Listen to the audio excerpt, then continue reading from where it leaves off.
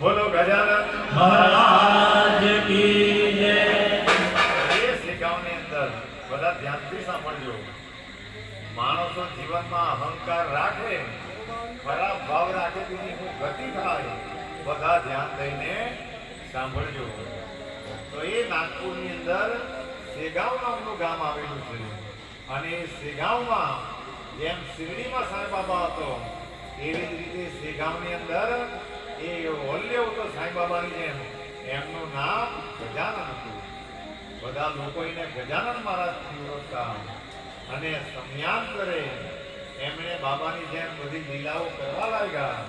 તો એ ગામની અંદર પાટીલ લોકો હતા, જેમ આપણા ગામમાં કે આજુબાજુમાં પટેલ લોકો રહે તેમ ત્યાંના પાટીલ લોકો, એ લોકો એટલા મોટા જમીનદાર હતા કે એ લોકોએ ખાલી 350 એકર તો સંસ્થાને બાગ બનાવવા માટે આપેલી।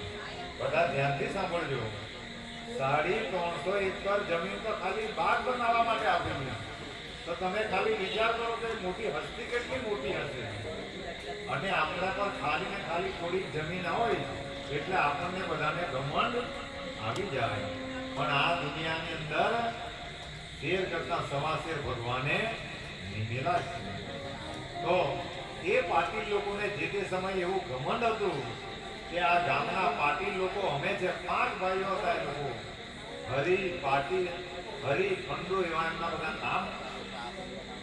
પણ સમયાંતરે અભિમાન હતું એટલે ગજાનન મહારાજ પાસે લોકો ગમે તેવી દવાઈ લાવતા, ગમે તેમ ન બોલવાના શબ્દો એમને કહેતા અને કહેતા હતા સુધી તો ઠીક છે, પણ એ ગજાનન મહારાજને શેરડીના સાઠા વડે, શેરડી ભાંગીને સાઠા વડે મારતા અને એને સાચો સંત એને કહેવાય કે શેરડીના સાઠા વડે મારતા તો પણ એ મારી મારીને થાકી જાય એટલે એ સંત એટલા દયાળુ કે એની અંદર એટલી પ્રચંડ તાકાત કે શેરડીને રસ નીચોવીને પાછો પેલું નહીં પાય।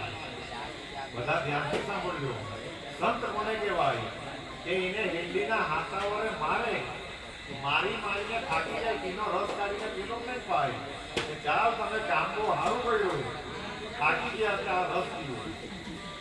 પણ એક સંત પાસે, એક સંતનું આવું અપમાન કરવાથી કુદરતે એક અવકૃપા કરી કે એ 5 ભાઈઓના સંતાનો નથી, એક પણ ભાઈને સંતાન નથી। એટલે દુનિયાની અંદર એમ કહેવાય કે જે માણસો સાધુ સંતોનું અપમાન કરે, હરિભક્તોનું અપમાન કરે, એનો વંશ પણ વધી શકતો નથી। અને જ્યારે એ લોકોને ખબર પડી કે ગજાનન મહારાજ પાસે આવીને તો કેટલાઓ માણસો સંતાનની માંગણી કરી લીધી, એટલે ઉંમરો થવા લાગી, સંતાન થયા નહીં, આટલી મોટા જમીનના માલિક હતા એટલે ચિંતાઓ થવા લાગી અને ચિંતા એ થવા લાગી કે 5 ભાઈને પરિવાર નહીં મળે તો આ જમીન કોણ ભોગવશે।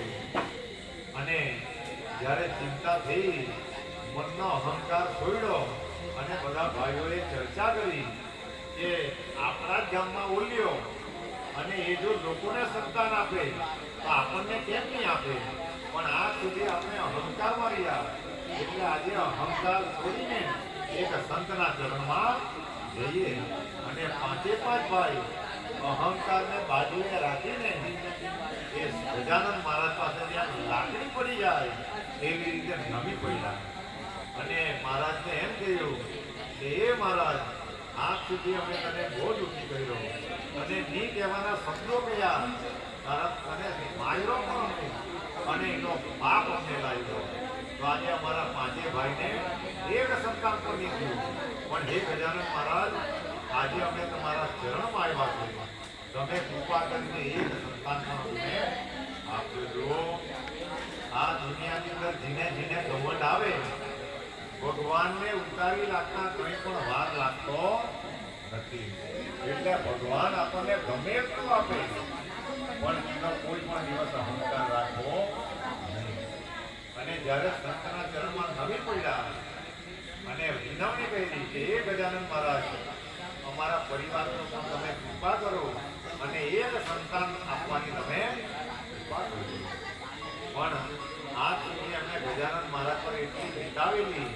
એ લોકોને ઘમંડ એટલું હતું એટલે ગજાનન મહારાજે એ લોકોને એમ કહ્યું કે તમારા પર તો બહુ પૈસા છે, તમે તો મોટા જમીનદાર છો, તો કરોડો રૂપિયા બ્રહ્માને આપો અને પછી સંતાન માંગો. જો આ તો મારીને તમારી એક ખાલી ભ્રાંતિ છે કે અમે બહુ મોટી હસ્તીઓ છીએ, આના આધારે આપણે કંઈ પણ નથી. અને બધાને ભ્રમ છે કે પૈસાથી બધું થાય, પૈસા ખર્ચીને તમે વંશોને પણ ખરીદી શકતા. એ હરી કૃપા કરે તો જ માણસોનું પેસ્યું બેબી પણ નિકામ લાગે અને આઈવી પણ કામ લાગે, જો હરિની કૃપા નહીં હોય તો. પણ આની કૃપા હોય તો જ, કારણ કે હમણાં જે આપણે આમાં પાઠ કર્યા એમાં ભગવાનનું એક નામ ઓમ શ્રી વંશવર્ધનાય નમઃ. ગમે એટલા જન્મની બાઈ વંદની હોય કે પુરુષ વંદ્ય હોય, પણ ખાલી ને ખાલી આના પાઠો કરે, પ્રભુ પર ભરોસો રાખે તો તેનો વંશ પણ વધે. કારણ કે એનો 1000 નામનું એક નામ વંશવર્ધનાય નમઃ. આની અંદર એક એક નામો એટલા પવિત્ર છે કે જેના સ્મરણ માત્રથી માણસોને આ સંસારની બધી જ વસ્તુઓ પ્રાપ્ત થાય, એવું આ વિષ્ણુ સહસ્ત્રનું નામ છે.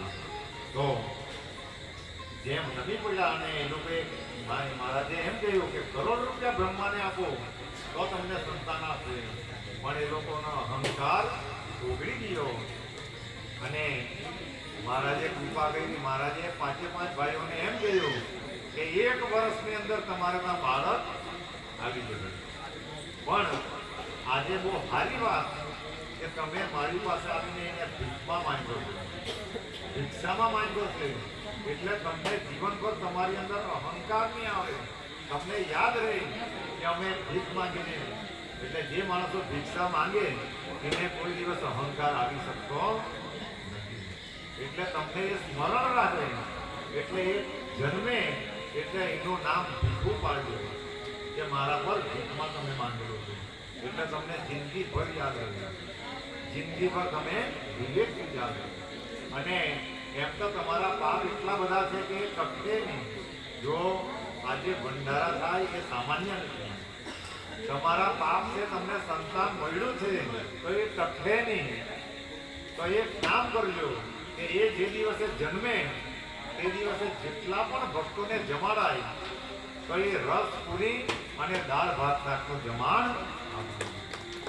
આજે પણ એવું કહેવાય કે એ બાળક અક્ષય તૃતીયાને દિવસે આવેલું, અખાત્રીજને દિવસે.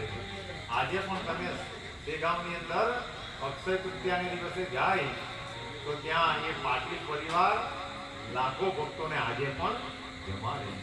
જમાડવાનું આવું મહત્વ છે. તો આપણો આ પરિવાર ગતિ રહીના પુણ્ય પ્રતાપ. પણ આપણે બધા પૈસા બચાવવા વાળા, જો આ કોઈનું પણ ઉધાર રાખી શકતો, એના કાર્યમાં એક કણ આપે એને તેની 1000 આપવાની, એમાં કોઈ બદલાવ આવી શકતો નથી. પણ એના માટે જીગર જોઈએ, એમાં કંજૂસ માણસોનું કામ નથી. કારણ કે દિલની વિશાળતા. તો એકવાર અરુણભાઈને પણ અભિનંદન આપીશ કે જેમને ખાલી અને આ પરિવારના જેટલા સાંઈધામ પર એમ તો આ કહેવાય નહીં, પણ કંઈક ને કંઈક બધાને આજે પણ સાંઈધામની અંદર એ પ્રકાશ છે કે એ જે બધી વસ્તુઓ છે એમ તો વધારે તો જાહેર કરવાનો, કારણ કે જાહેર કરવાથી પુણ્ય પતી જાય. એટલા માટે પણ આ પરિવારની સાંઈધામ પર કૃપા છે તો એકવાર સાંઈધામ તરફથી પણ આખા પરિવારને ખૂબ શુભકામના પાઠવું છું. હંમેશા આવા કાર્યો કરતા રહી અને મળેલા જીવનને આનંદથી જીવીને જેમ સત્યનારાયણ ભગવાને બધાને આશીર્વાદ આપેલા એમ આશીર્વાદ તો કારણ કે આપણે બધા સામાન્ય ભક્તો છે એટલે ભગવાનને પ્રાર્થના કરીએ કે આ પરિવાર હંમેશા હસતો ખીલતો રહે અને હંમેશા આવા કાર્યો કરતો રહે. હવે આપણે ભગવાનને આ ધર્મના ભાવને બોલો ગણપતિ ગજા.